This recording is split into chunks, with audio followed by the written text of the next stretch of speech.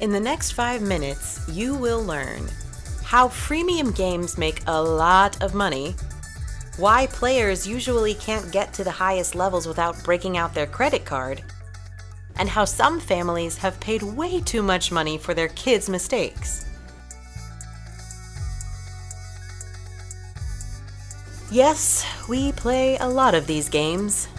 We meaning us, the people who are making this video.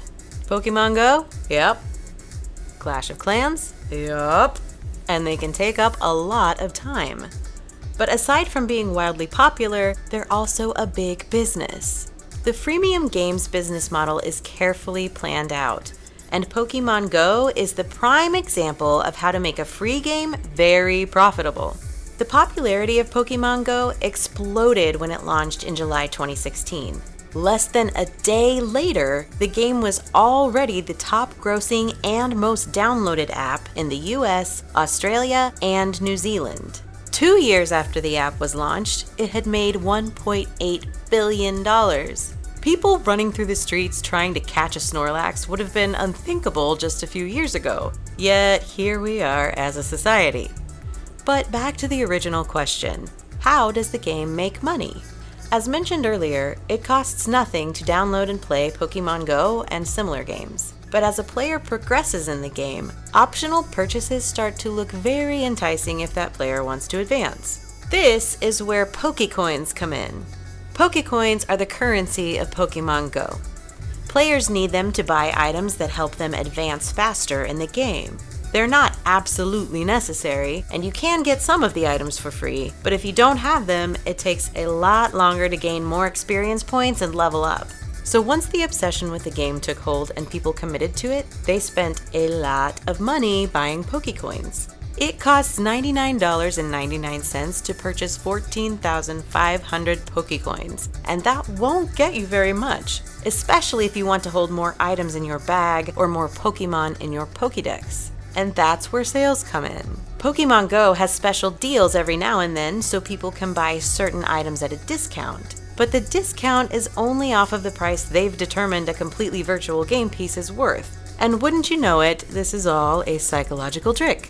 These games often use psychology to get you to spend more money at critical junctures. People experience unexpected losses more intensely than comparable gains. That's why the payment process is so easy.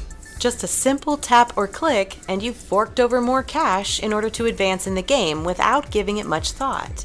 This is known as loss aversion, and developers use it to get more money out of players. Purchase prompts will appear at carefully planned times, and users will dish out money to be able to continue their quest. In some games, players might even lose all of their progress if they don't choose to pay more and retain their rewards. And while the hype suggests that anyone and everyone is out there spending their hard-earned money on games and apps, that's simply not the truth. A report found that only 1.9% of mobile gamers make in-app purchases. These people are referred to as whales, and they will spend hundreds and possibly thousands of dollars on different games. Parents around the world are lamenting as they discover their charge cards have taken a huge hit from their own game-obsessed children. Even Kanye West is frustrated with how easy it is. Then we have Canada's Lance Perkins, who received a surprise charge on his credit card for $7,625.88 after his 17-year-old made an insane number of microtransactions while playing FIFA on Xbox.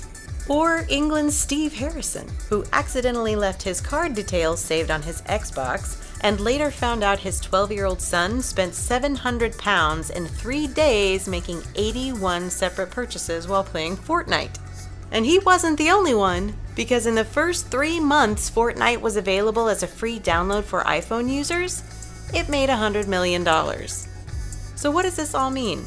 The world of gaming is always evolving, and developers and big companies are constantly trying to figure out how to engage players and make money at the same time.